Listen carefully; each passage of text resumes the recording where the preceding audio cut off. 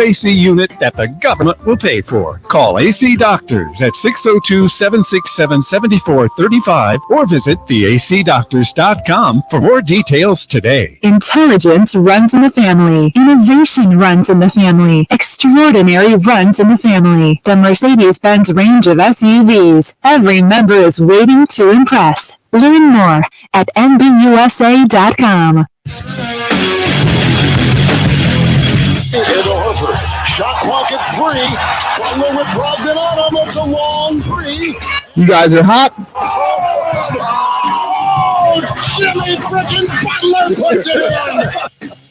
Yeah, the Heat took one. They took the first one in Boston Eastern Conference Finals. Tonight, the Western Conference Finals gets Game 2 going as the Lakers and Nuggets will meet once again in Denver for Game 2. Denver currently leads 1-0. Joining us now, 3-time NBA champion, GCU TV color analyst, author of the book Through the Fire, the memoir of drama and loss, basketball and triumph, available now on Amazon. And that's Scotty Williams. Joins us here on Rock Minuch with Jimmy B, Fox Sports 910. Scotty, you got to cut one of these things out. There's like too much in my intro for you that I got to read. I mean, we need to cut back. All right, so maybe let's sell out of this book so we don't have to promote the book. That's for sure.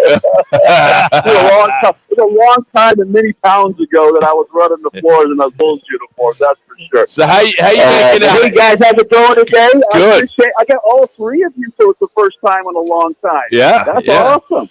Hey, I want to ask you. I heard you mention about the Miami Heat going in there and stealing one yesterday. The Jimmy Butler, 35, 5 and 7 on 12 of 14 shooting. And how about the undrafted guys, right? Yeah. Come on. I was an undrafted free agent some 33 years ago.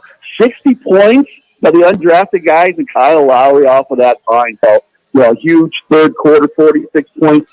Hit the Celtics upside the head with a bag of nickels, and they never fully recovered from that. You spent a lot of time with Michael Jordan, and you're watching Jimmy Butler, and I made mention earlier that he's got the same kind of physique, the same type of mannerisms, even his jump shot's kind of similar, and how he drives to the basket. Is that not fair for me to say that, or is there some similarities there? The internet goes that Michael Jordan was in Houston where Jimmy was born that year. So who knows, right? That's not to stick anything, take light of that. But he can play, right? Athletic, strong, physical, the mindset, the mentality, just makes big plays, comes up with big steals defensively. Down the stretch of that game, picked off Tatum a couple times. There in that fourth quarter when the Celtics were trying to make a run. I just like his moxie, his attitude, his leadership on the basketball court. It does remind me a little bit about the way MJ approached the game, especially when it was winning time. Scott, we always talk about teams in the National Football League that before the wild card, they get hot, right? All of a sudden they cruise through. Next thing you know, they win a Super Bowl because they got hot at the right time. Well, here's the Miami Heat that lost. They lost their first playing game. But since then, they won it. They've been on a roll. What has been, besides Jimmy B, what's been the common denominator for the success? And then they scored 46 points in that third quarter last night. I got to give it up to Spoelstra.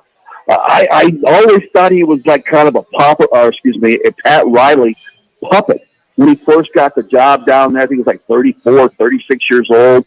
And you thought, well, Riley's just retiring. He's putting somebody in their place that he can control, but not have to do the day-to-day grunt work because he was getting a little burnt out. But I was wrong. I got to give Spoelstra his props. This guy's a Hall of Fame type coach, the way he's been able to win multiple championships down there and lead his team to make them believe that they can win. They have stolen home court advantage now every time in each series that they have been in, and that is quite impressive. When I watched that game last night and Jason Tatum doesn't even get a shot off in the fourth quarter, where the game before, where he went for over 50. And how does that happen, Scott? You've been on the court. How does your best player not even get a shot in the fourth quarter? Well, coaching. I think the coach did not realize in the flow of the game that his superstar player was not getting the FGAs up.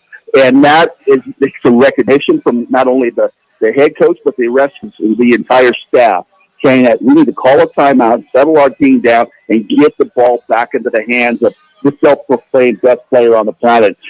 Jason Tatum has declared himself. And, the guy's been falling out. 51 points in Game 7 and a must-win.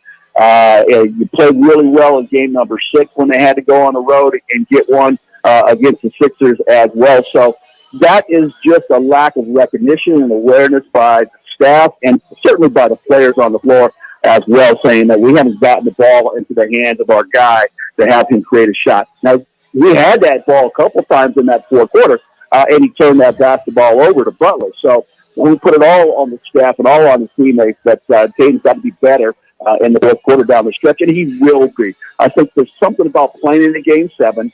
Teams are historically bad after winning a Game 7, and they'll bounce back in game number 2. But Scott, intentionally you bring up Pat Riley and Spoelstra just taking out a page from his playbook in reference to tenaciousness, rebounding. I mean, getting up and down the court, playing D, but not only that, being aggressive on the defensive side. I mean, that seems to be a page out of the Pat Riley School of Coaching, right? Play tough, physical, strong defense. And yeah, sure, the Celtics went off in that first quarter. I believe they had 66 or 67 points. First half, in that first half. But they make the adjustments, right? They tighten things up. They stop allowing the inside baskets. All of a sudden, the threes aren't falling. And those guys that they got coming off their bench, those undrafted dudes, they'll start knocking in some shots. You got some smart players over there in Love, and I love the big guy inside, Bam, the way he gets on the glass. Well, he had 8 last night, but generally he's in there. If he's not getting, he's making sure his guy's not getting it either. All right, I'm not going to let you get out of here without talking about tonight's game. It is Game 2 with the Lakers and the Nuggets in Denver. Look, I'm just going to say this right now, and Scott, you can tell me to take a hike if you want to, but Nikola Jokic is one of the greatest skilled big men that I have ever witnessed in the NBA. Am I all wet on that? Or you give me your opinion because you've lived it. No, I agree. I've come around on this guy. I wasn't a firm believer even after winning. He won 2 MVP awards. I still hadn't watched the Nuggets enough. It's one of my former teams. I generally try to watch my former teams a lot, and Mike Malone's a fabulous coach there. But you're right, 34 points, 21 rebounds, 14 assists. He had a triple-double with 6 minutes to go in the third quarter. This guy just makes the game look effortlessly out there. His vision, his awareness, his be able to shoot the ball outside, his soft touch in and around the basket, keeping balls alive on the offensive end or going back and scoring basketball. He's moving around Anthony Davis, who's extremely quick defensively. He's going by the guy with one step in a slam dunk. So I agree with you 100%. I don't know where he falls. Let's talk about Abdul-Jabbar, Chamberlain, Russell, Shaquille O'Neal, but dude's right in that conversation now. Okay, then how do you see this game tonight? Do you see the Lakers 3 minutes one this evening, or do you think the Nuggets handle them again? Well, Anthony Davis, 40 and 10 in game number 1. LeBron James, 1 assist away from a triple-double, 26, 12, and 9. Phenomenal, players. I think Hachimura did a good job in that second half, especially the fourth quarter on Jokic. But I just think Denver's too tough. We got Murray, 31, 5 and 5. The kid Brown and off the bench was tremendous. I just believe that the Denver Nuggets there at Ball Arena, where they won 42 out of 51 games, I believe it is, they're just too strong at home. I think the Lakers would want to try to win one out there. Obviously, they don't want to come back home 0-2 to Los Angeles. But I just don't think, that they're going to have a choice. As much as I believe in LeBron James being a phenomenal player, one of my last teammates I got still playing in this game, I don't think that Jokic and Murray and Malone, 2 minutes. The rest of those guys in Denver are going to allow them to get one on the road. I'm going to be at game number 3 in LA on Saturday night, but I think the Lakers are going to be looking up a 2-0 from a 2-0 hold. Scotty, the other thing, too, both these benches have tightened up. Only 3 guys off of both bench played. You talked about Brown. The progress of that young man, he's probably the sixth man of the year as far as playoffs are concerned. Bench, but is it that time when these benches are tightened up in these finals, and it's in reference to making sure you got those starters playing a little extra minutes?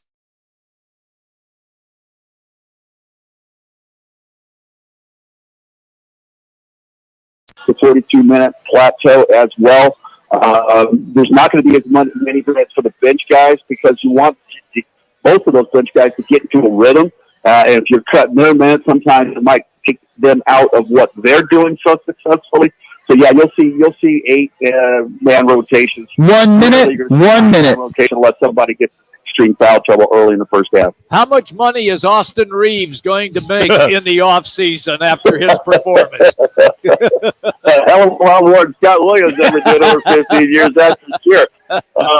This kid is falling out and hit some big threes to bring him back, and that they had a furious comeback. You remember they cut it to 3 with about a minute to play after being down by 21 points, and Reeves was a big part of that. I only hit 2 big threes, maybe a third.